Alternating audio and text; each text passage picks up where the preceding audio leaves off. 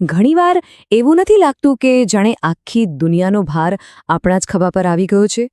ચિંતાઓ અને જવાબદારીઓનું વજન આપણને નીચે તરફ ખેંચી રહ્યું હોય એવું લાગે છે. જો આવું લાગતું હોય તો ચાલો આજે એક એવી કળા વિશે વાત કરીએ જે આ ભારને હળવો, ફૂલ જેવો બનાવી શકે છે. એ કળા છે આનંદી સરળતાની. અને આ સવાલ લગભગ દરેકના મનમાં ક્યારેક ને ક્યારેક તો આવે જ છે. પણ કેમ? આખરે જીવન આટલું જટિલ અને ભારે બની કેમ જાય છે? ચાલો આજે સાથે મળીને આ સવાલના મૂળ સુધી જવાનો પ્રયત્ન કરીએ અને તેનો જવાબ શોધીએ. તો સૌથી પહેલાં એ સમજવું પડશે કે આ ભાર આવે છે ક્યાંથી. ચાલો ઊંડાણમાં ઉતરીને જોઈએ કે એવી કઈ વસ્તુઓ છે જે જીવનની સહજતા છીનવી લે છે અને એને એક બોજ જેવું બનાવી દે છે. જાણો છો, મોટાભાગના કારણો બહાર નહીં પણ આપણી અંદર જ છુપાયેલા હોય છે. આપણી અમુક આદતોમાં. પહેલી આદત છે વધુ પડતું વિચારવું, એટલે કે ઓવરથિંકિંગ. નાની અમથી વાતને પણ પકડીને એટલું વિચારીએ કે એ પહાડ જેવી મોટી લાગવા માંડે. પછી આવે છે વધુ પડતી અપેક્ષાઓ, લોકો પાસેથી અને પોતાની જાત પાસેથી પણ. અને છેલ્લે દરેક વસ્તુને આપણા કંટ્રોલમાં રાખવાની જીદ. આ 3 આદતો ભેગી મળીને જીવનને એક સતત સંઘર્ષ જેવું બનાવી દે છે. આ વાત માનવી થોડી અઘરી છે પણ સાચી છે. ખરું ને? સમસ્યા બહાર નથી પણ આપણી અંદર છે. અને સૌથી સારી વાત એ છે કે જો સમસ્યા અંદર હોય તો એનો ઉકેલ પણ આપણી પાસે જ છે. આ સમજણ જ પરિવર્તનનું પહેલું પગથિયું છે. તો આનો ઇલાજ શું? કોઈ મોંઘી દવા, કોઈ જટિલ ઉપાય? ના, જરાય નહીં. જવાબ બહુ જ સરળ છે. એટલો સરળ કે આપણે એને લગભગ ભૂલી જ ગયા છીએ. એ જવાબ છે આપણું હાસ્ય.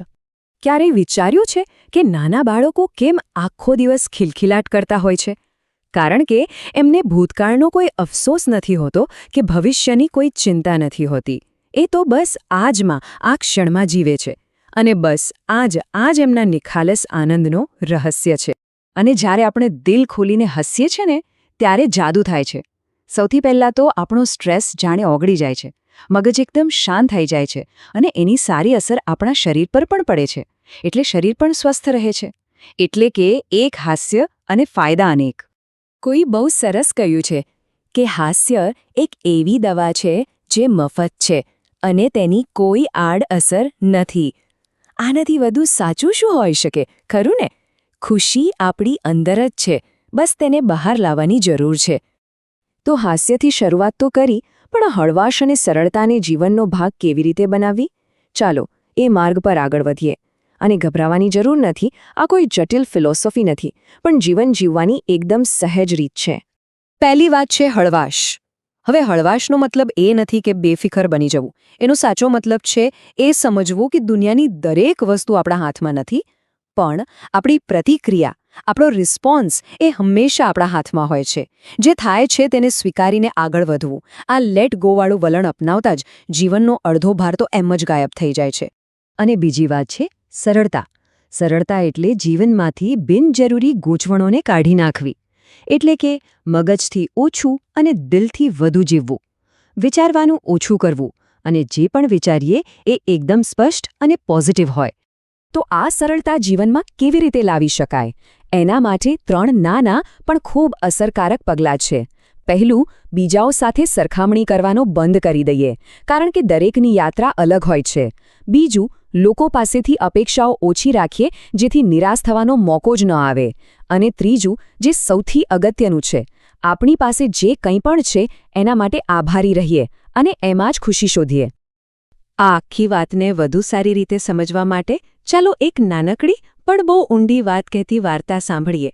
આ વાર્તા કદાચ ચિંતા પ્રત્યેનો આપણો દૃષ્ટિકોણ જ બદલી નાખશે. વાર્તા છે એક એવા માણસની જે પોતાના જીવનના બોજથી ખૂબ જ થાકી ગયો હતો.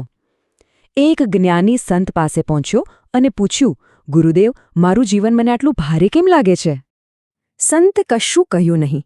બસ શાંતિથી એક પાણી ભરેલો ગ્લાસ એના હાથમાં આપ્યો અને કહ્યું, બસ આને થોડીવાર પકડી રાખ.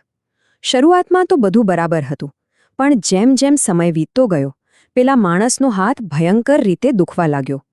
એક સામાન્ય લાગતો ગ્લાસ હવે એને પહાડ જેટલો ભારે લાગવા માંડ્યો. જ્યારે એ માણસથી સહન ન થયું ત્યારે સંત હસ્યા અને ધીમેથી સમજાવ્યું, બેટા, સમસ્યા ગ્લાસમાં કે એના વજનમાં નથી. સમસ્યા એ છે કે તે એને કેટલી વાર સુધી પકડી રાખ્યો છે.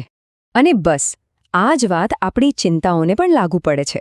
પાણીનો એક ગ્લાસ આપણી ચિંતાઓ જેવો જ છે.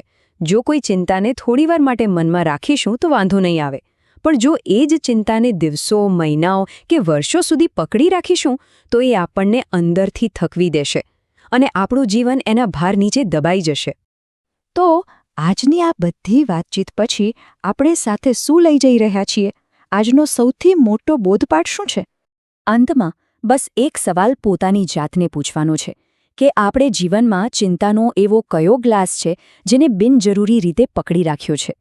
કદાચ હવે એ ગ્લાસને નીચે મૂકી દેવાનો, એક ઊંડો શ્વાસ લેવાનો અને દિલથી ખડખડાટ હસવાનો સમય આવી ગયો છે, જેથી જીવન ફરીથી હળવું અને આનંદી બની શકે.